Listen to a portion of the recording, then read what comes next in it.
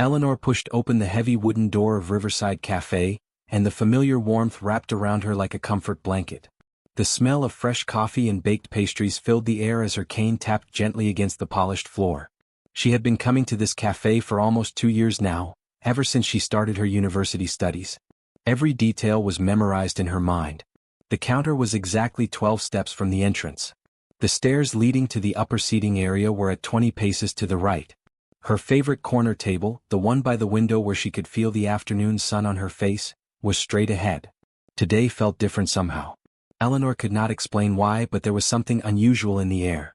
She made her way to her regular spot with practiced ease, nodding to the barista who had become her friend. His name was David, and he always had her lavender tea ready before she even asked for it. "The usual today, Eleanor?" David called out cheerfully from behind the counter. "Yes, please," Eleanor replied with a smile. "And maybe a blueberry muffin if you have fresh ones." "Just came out of the oven 5 minutes ago," David said, preparing her drink with care. He knew Eleanor was blind, but she never made him feel uncomfortable about it. She moved through the world with a quiet confidence that made people forget about her disability within minutes of meeting her. Eleanor settled into her chair and wrapped her hands around the warm cup David brought her. She loved this time of day. The cafe was not too crowded, and she could hear the gentle hum of conversation around her. She could hear the soft jazz music playing from the speakers. She could smell the mixture of different coffees and teas. For Eleanor, the world was not dark and silent. It was full of sounds, smells, textures, and warmth. Then something changed. The air seemed to shift. Eleanor felt it immediately. It was like someone had opened a door to a different place, a different world. The temperature dropped just slightly. The background sounds of the cafe seemed to fade away. But there were no footsteps. There was no sound of a door opening. There was just a presence. Eleanor's senses, sharpened by years of navigating without sight, became alert. Whatever was near her was large. Very large. She could feel it the way you can feel someone watching you, even when you cannot see them. The presence was warm, almost hot, like standing too close to a fire. And there was a smell too. It was strange and beautiful at the same time. Like rain falling on mountains far away. Like ancient stone and electricity mixed together. "Excuse me," Eleanor said softly, not turning around. "Are you standing near my table?" There was a long pause. Then a voice spoke. It was deep and strange, with layers of sound that seemed to vibrate through Eleanor's entire body. Some words sounded like they came from far away, like an echo from the bottom of a canyon. Other words sounded close and immediate. I did not expect to be acknowledged," the voice said slowly, as if the owner was surprised by his own words. Eleanor turned her head toward the sound. "Would you like to sit down?" she asked. "You seem like you might need to." Another long pause. Then the figure moved. Eleanor heard the scrape of the chair across the floor. Whoever this was, he was heavy. The chair creaked under his weight. He sat down slowly, carefully, as if he was afraid the furniture might break. "My name is Eleanor," she said, reaching out her hand across the table. "I'm a student here. And you are?" The figure hesitated, then his hand met hers. His skin was warm and smooth, but it felt different from normal skin. It was almost like touching polished stone, but warm. It was unusual, but Eleanor did not pull away. She had learned long ago not to judge people based on first impressions or unusual differences. "I am called Kale," the voice said finally. "Nice to meet you, Kale," Eleanor said warmly. She withdrew her hand and picked up her tea again. "You seem troubled. Do you want to talk about it?" Kale did not answer right away. Eleanor could sense that he was struggling with something inside himself. She had become good at reading people through their silences and the way they moved. After a long moment, Kale spoke again. "I have traveled very far," he said quietly. "From places you could not imagine. I have lived longer than you can understand. I have commanded great armies and made decisions that affected millions of lives. But I have never felt more alone than I do right now." Eleanor listened without interrupting. She took a sip of her tea and waited for him to continue. "Everyone around me wants something from me," Kale continued, his voice becoming softer, almost sad. "They want power. They want protection. They want leadership and answers and certainty. But no one has ever asked me what I want. No one has ever asked me if I am happy. No one has ever simply talked to me like a friend." Eleanor set down her cup. She reached across the table again. This time, her hand found his arm. "I am asking you now," she said simply. "What do you want, Kale? Not what others expect from you, but what do you actually want?" Kale sat very still. In 3,000 years of existence, No one had ever asked him that question.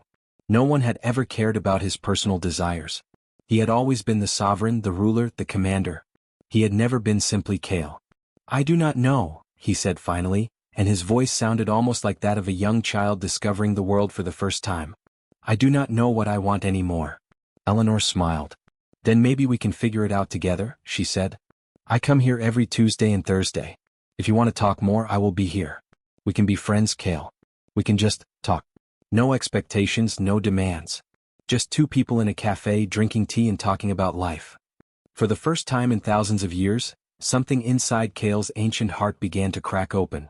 Not in pain but in hope. "I would like that," Kale said softly.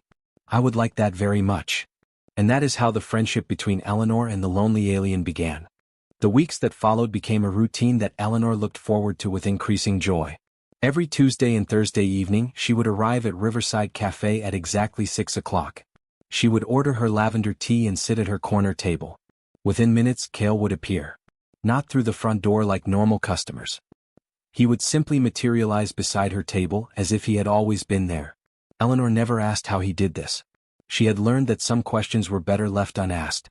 Their conversations became deeper and more meaningful with each meeting. Eleanor began to share things about herself that she had never told anyone before. She spoke about her childhood, about the day when illness had taken her sight. She was only 8 years old. She remembered the fear, the confusion, the way the world had suddenly disappeared. She remembered her parents crying in the hallway outside her hospital room. She remembered thinking that her life was over, that nothing good could ever happen to her again. But then what happened? Kale asked one evening, his deep voice full of genuine curiosity. "I learned to live differently," Eleanor said quietly. She wrapped her hands around her warm cup. "At first I was angry. I was so angry at everything. I wanted people to feel sorry for me. I wanted them to treat me like I was fragile and broken. But one day my teacher said something that changed my thinking. She said, 'Eleanor, being blind does not make you broken. It just makes you different. And different is not bad. Different is just different.'" Eleanor paused and smiled at the memory. "After that, I started learning new ways to move through the world. I learned to listen more carefully. I learned to trust my other senses. I learned that I could still do almost everything my friends could do. It just took me a different path to get there. And you know what? Sometimes my different path showed me things that they never saw." Kale listened to every word. He sat very still, completely focused on Eleanor's story. She could hear him breathing, could sense the intensity of his attention. It was different from the way other people listened to her. Most people listened while they were thinking about other things or waiting for their turn to talk. But Kale listened like her words were the most important thing in the entire universe. "Do you regret it?" Kale asked. "Your blindness? Do you wish every day that you could see?" Eleanor thought about this question carefully before answering. "Sometimes," she admitted. "When I have to ask for help getting somewhere new, or when I cannot see the faces of people I love, I wish I could see. But most of the time, no, I do not regret it, because it made me who I am. And I like who I am." After that evening, something shifted in their friendship. Kale began to open up in return. He spoke about his own struggles, though he was still vague about who he really was and where he came from. He talked about the weight of responsibility. He talked about how he had spent thousands of years making decisions that affected millions of people. He talked about how he could never be sure if people genuinely cared about him or if they only cared about his power. "I have commanders who would die for me," Kale said one Thursday. "But I do not think they would die because they love me. They would die because it is their duty. Because they are bound by loyalty and obligation. But love? Real love? That is something I have never experienced." "Maybe you just have not met the right people," Eleanor suggested gently. "Maybe the people around you are so focused on your power that they cannot see the real you underneath." "Perhaps," Kale agreed. "But I wonder sometimes if the real me is worth seeing. Perhaps I am just power and responsibility and nothing else." Eleanor reached across the table and found Kale's hand. His skin was warm and smooth just as she remembered it from their first meeting. She squeezed his hand gently. "I have gotten to know you over these weeks," she said firmly. "And I can tell you with complete certainty that there is much more to you than power and responsibility. You are kind. You are curious about the world. You ask good questions. You care about things even when you pretend that you do not. You are more than enough, Kale. You are already worth seeing." Kale did not speak for a long time after that. But Eleanor could feel his hand trembling slightly in hers. She knew that her words had touched something deep inside him, something that had been lonely for a very long time. As the weeks turned into months, Eleanor and Cale developed a rhythm together. They would sit at their table and they would talk about everything. Eleanor talked about her university classes and her dreams of becoming a writer. She talked about the friends she had made and the challenges she still faced. She talked about her family and how much they loved her, even when they sometimes treated her like she was still that broken 8-year-old girl. Cale talked about philosophy and the nature of leadership. He talked about the burden of making choices that affected others. He talked about loneliness and the strange experience of having power but feeling powerless in matters of the heart.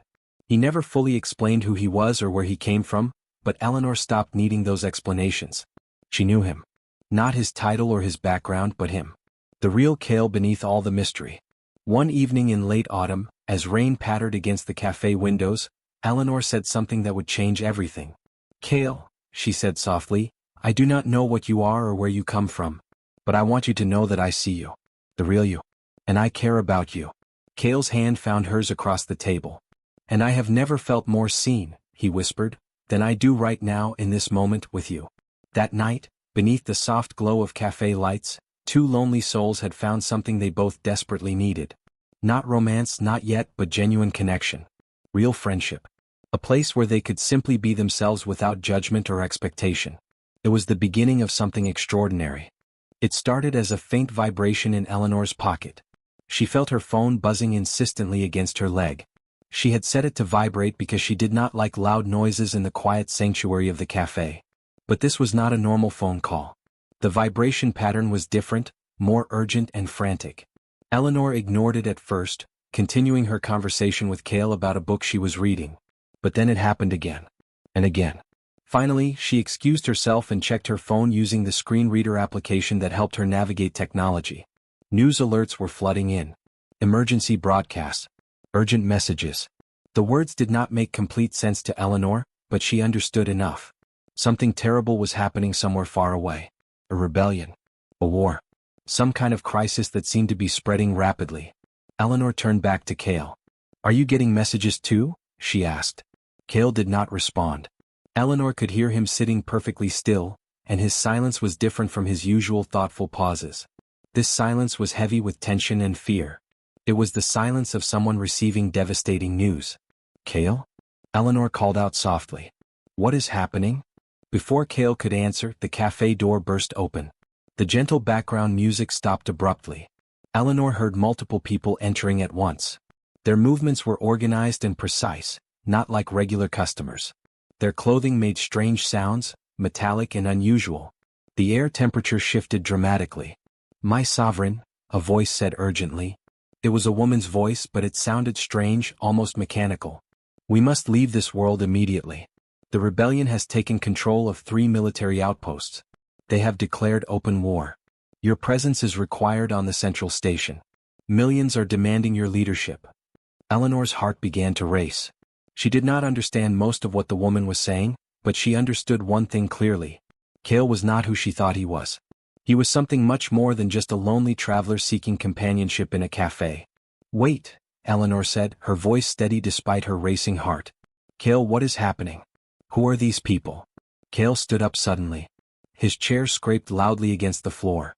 Eleanor heard him moving, agitated and anxious. And then something impossible began to happen. The air around Cale seemed to shimmer and distort. Eleanor could feel it even though she could not see it. It was like standing near a fire that was bending the very light around it. Cale began, but his voice was changing. It was becoming deeper, more layered, more alien. The harmonics that had always been present in his voice were becoming more pronounced, more obvious. It was as if his human disguise was cracking apart. Around them, Eleanor heard gasps from the other cafe customers. Some people screamed. Chairs scraped as people stood up to get away from the strange phenomenon. Eleanor heard David, the barista, calling out in confusion. The cafe was descending into chaos. Eleanor heard the sound of wings. Actually heard it, the way you might hear the sound of large fabric being shaken. But these were not fabric wings. These were something solid and powerful, made of something that crackled with energy. She could feel the wind they created pushing against her face. Eleanor heard horns. Not the musical instrument, but actual horns growing from Cale's body. She could hear the sound of them spiraling upward, scraping against the ceiling. The whole structure of the cafe seemed to shake. "Oh my God," someone whispered nearby. "What is that thing?" Eleanor stood up slowly. She reached out in front of her with her cane, but she did not need it now. She stepped forward directly toward where Cale had been. She heard him step backward as if he was afraid of her. As if he was ashamed of what he was becoming. "Stay back," Cale said, his voice now so alien and strange that it was almost unrecognizable. "Eleanor, please stay back. I do not want to hurt you." "Hurt me?" Eleanor said. She continued walking forward. "Cale, I am not afraid." "You should be," Cale said desperately. "I am not human. I am not even close to human. I am something ancient and terrible. I am a dragon from a civilization so far away that you do not have words in your language for the distance. I am the sovereign of the Andromeda Pact. I command entire star systems. I have destroyed civilizations. I have ordered the deaths of millions. And I have lied to you about all of it." Eleanor's hands found him. She reached out and touched his face. Her fingers encountered scales. Hard, smooth, warm scales that seemed to shimmer beneath her touch. She felt the sharp points of his horns. She felt the texture of his skin, so completely different from human skin, yet somehow still undeniably him. "I know," Eleanor said softly. "What?" Cale sounded shocked. "You know? How could you possibly know?" "I did not know exactly who you are," Eleanor explained, her voice calm and steady. "But I always knew you were something special. Something extraordinary. I could feel it in the way you moved, in the way you spoke, in the way you carried yourself. I just could not see it because I cannot see anything. But I felt it. I always felt it." Eleanor's hands moved across Cale's transformed face, learning every detail. "The question was never what you are, Cale. The question was always who you are. And I know who you are. You are the person who sat with me in a cafe for months and actually listened to my stories. You are the person who asked me what I wanted instead of what I could do for you. You are the person who made me feel less alone in this world. That is who you are." Cale began to tremble.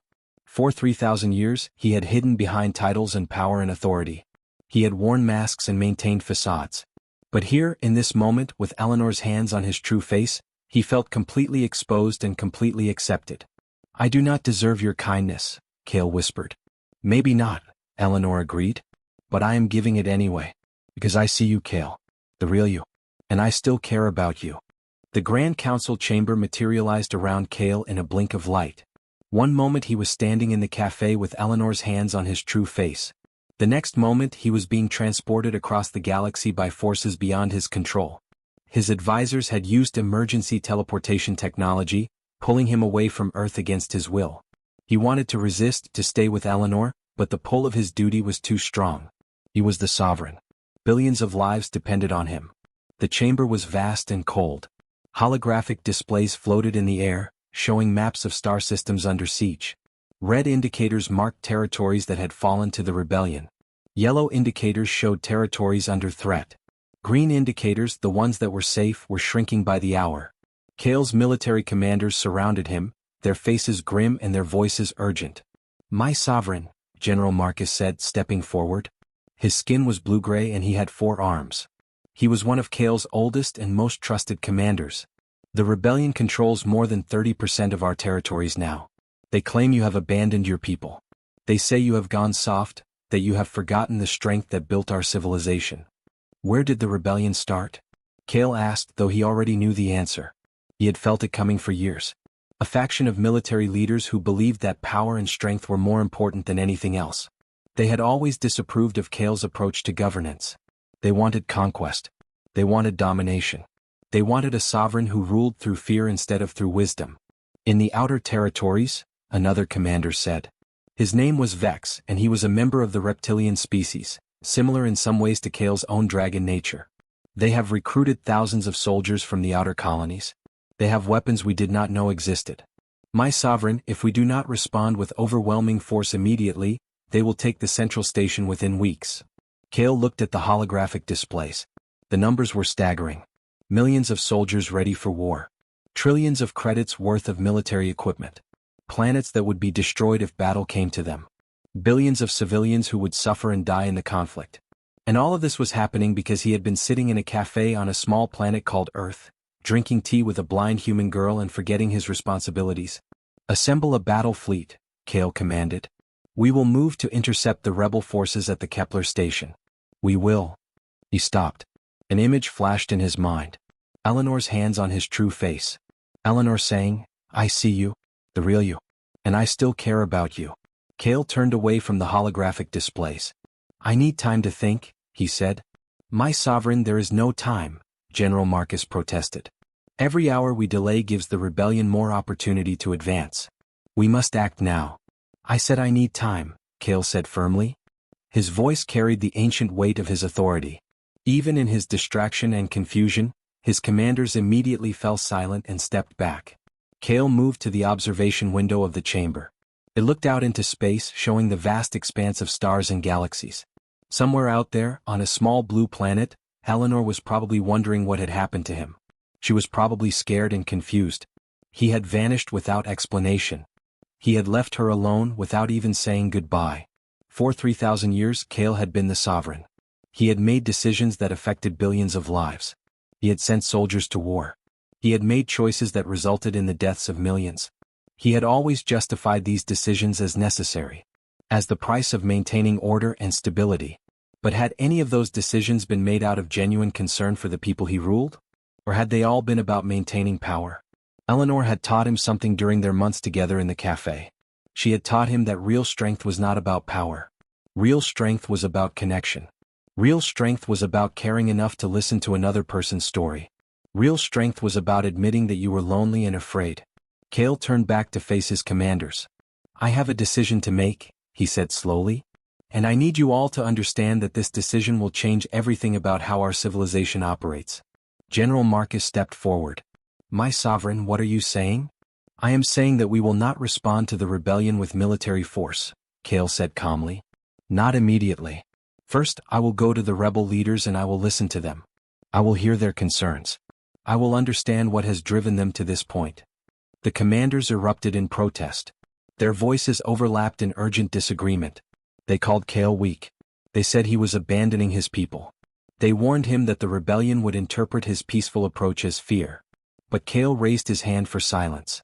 "And I will take someone with me," he continued. "A human from Earth. A person who cannot see but who sees more clearly than anyone I have ever known. She will sit with me during these negotiations. She will remind me of what is truly important." "A human?" Vex said in disbelief. "My sovereign, a human would be vulnerable in the presence of our enemies. They could be used as leverage against you. Or," Cale said, "Eleanor could be the most powerful weapon I have ever possessed. Not because she can fight or command armies, but because she can remind me that we are not fighting over territory or resources or power. We are fighting because we have forgotten how to talk to each other. We have forgotten how to see each other as individuals instead of as enemies." Cale looked at each of his commanders in turn. "I want Eleanor brought to this station safely. I want her protected.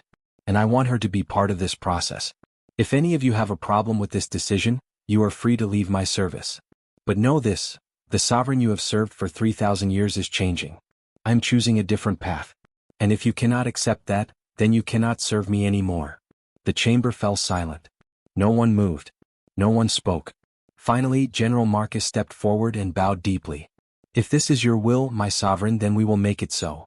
We will retrieve the human and bring her safely to the station." Cale nodded. He looked back out at the stars.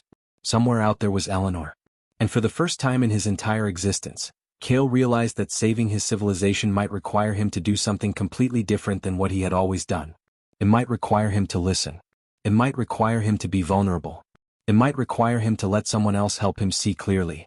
Eleanor arrived at the central station in a state of complete shock. One moment she had been standing alone in Riverside Cafe, wondering what had happened to Cale. The next moment, uniformed officers had appeared and politely but firmly informed her that she was being transported to meet with the sovereign. They had placed her in a special transport vessel, and she had felt the strange sensation of traveling through space though she could not see it. She could only feel the gentle hum of advanced technology and smell the unfamiliar air of an alien spacecraft. Now she stood in a grand chamber alongside Cale, and she could sense the tension in the room. There were hundreds of beings present, representatives from different worlds and civilizations. Some were humanoid. Some were not. Some breathed air. Some breathed gases that Eleanor could smell but could not name. Everyone was watching. Everyone was waiting to see what would happen next. The rebel leader, a being named Corvin, stood across from Cale. Through her other senses, Eleanor could tell that Corvin was large and intimidating. She could hear the heavy sound of his footsteps. She could feel the weight of his presence in the room. She could sense the anger and resentment that radiated from him. "You have no right to stand before us," Corvin said, his voice harsh and bitter. "You have abandoned our civilization. You have grown weak and soft. You care more about alien worlds than you care about your own people." Eleanor felt Cale tense beside her. She could sense that he wanted to respond with anger, with the authority of a sovereign who had been challenged. But then she reached out and found his hand. She squeezed it gently, a silent reminder of what they had talked about in the cafe. Cale took a deep breath. When he spoke, his voice was calm and measured. "I hear your anger," he said simply, "and I want to understand it. Tell me, Corvin. Why do you believe I have abandoned our people?" Corvin seemed surprised by the question. He had clearly expected Cale to respond with force or authority. Instead, Cale was asking to listen. "You have not been present," Corvin said, his voice still angry but slightly less harsh. "You disappeared for months. You left no word of where you were going. Our people needed you and you were gone." "You are right," Cale said. "I was absent, and that was wrong. I let my own loneliness and exhaustion lead me away from my responsibilities. But I want to understand something else. What else troubles you? What else has driven you to take up arms against me?" Over the next hours, Eleanor sat in that chamber and listened as Cale and Corvin talked. Truly talked, not fought. Corvin explained his concerns about the way the sovereign had been governing. He believed that Cale was too willing to make peace with other civilizations, that he was not protecting their own people adequately. He believed that Cale had lost the strength and determination that had built their civilization in the first place. Cale listened to every word. He asked questions. He tried to understand the perspective of someone who saw the galaxy very differently than he did. Eleanor could sense the shift happening in the room. The anger was not disappearing, but it was transforming into something else. It was becoming a conversation instead of a conflict. When Cale spoke about his vision for the future, he did something remarkable. He talked about how true strength came from understanding, not from domination. He talked about how the greatest civilizations in history were the ones that built connections with others instead of just conquering them. He talked about how he had learned these lessons from an unexpected source. A human girl who could not see but who could perceive truth more clearly than anyone he knew. "There is someone I want you to meet," Cale said. He reached over and gently guided Eleanor forward. "This is Eleanor. She is from Earth, a small planet in a distant corner of the galaxy. She is blind. By our standards, she would be considered weak and limited. But she has taught me more about true strength and leadership than anyone in my entire 3,000 years of existence." Eleanor felt all the attention in the room focus on her. She heard gasps and whispers. She imagined what they must be seeing. A small human girl, blind and helpless by their standards, standing beside the great sovereign. "Eleanor," Cale said, turning to her, "these leaders want to know why you matter. Why you are here. Can you tell them?" Eleanor took a moment to compose her thoughts. Then she spoke clearly and simply. "I cannot see any of you," she said. "I cannot see your power or your weapons or your titles. I cannot see your appearance or your species. All I can do is hear your words and feel your presence. And you know what I discovered? That when you cannot see all those external things, you start to understand what really matters. You understand that every being, no matter how powerful or how weak, just wants to be heard. Just wants to be seen for who they truly are." The chamber was completely silent as Eleanor spoke. When she finished, she heard something remarkable. She heard the sound of applause. Not from everyone but from many. Even some of the rebel soldiers were clapping. Over the following weeks, Eleanor became a voice in the new government that Cale was building. She did not hold any official title or position. She simply sat in council meetings and listened. When decisions were being made, she would often ask simple questions that cut through complex political maneuvering and brought everything back to what mattered. What was best for the people? What would cause the least harm? What choice would build connection instead of division? The rebellion dissolved not through military victory, but through understanding and negotiation. Corvin and Cale reached an agreement about how the civilization should be governed. They established councils where different perspectives could be heard. They created protections for smaller civilizations that had been overlooked for centuries. They began a new era of governance based on listening and understanding instead of power and domination. Within a year, the galaxy had transformed. News of how the sovereign had chosen peace over war spread to every corner of known space. Other civilizations began to follow Cale's example. They started negotiating instead of fighting. They started listening instead of demanding. Eleanor remained at Cale's side. She had become his most trusted advisor not because of her power but because of her wisdom. She had shown the galaxy that strength was not about physical power or military might. Strength was about the courage to listen. Strength was about the willingness to see others as they truly were. Strength was about love and connection. On a balcony overlooking the central station, Eleanor and Cale stood together, looking out at the stars. Cale described the beauty of the universe to Eleanor in poetic detail. Eleanor reminded him that true beauty was not what you could see, but what you could feel in your heart. Together, the blind human girl and the ancient alien dragon had reshaped a galaxy. They had shown that the greatest bonds transcend species, appearance, and power. In the end, connection and understanding were stronger than any weapon ever created.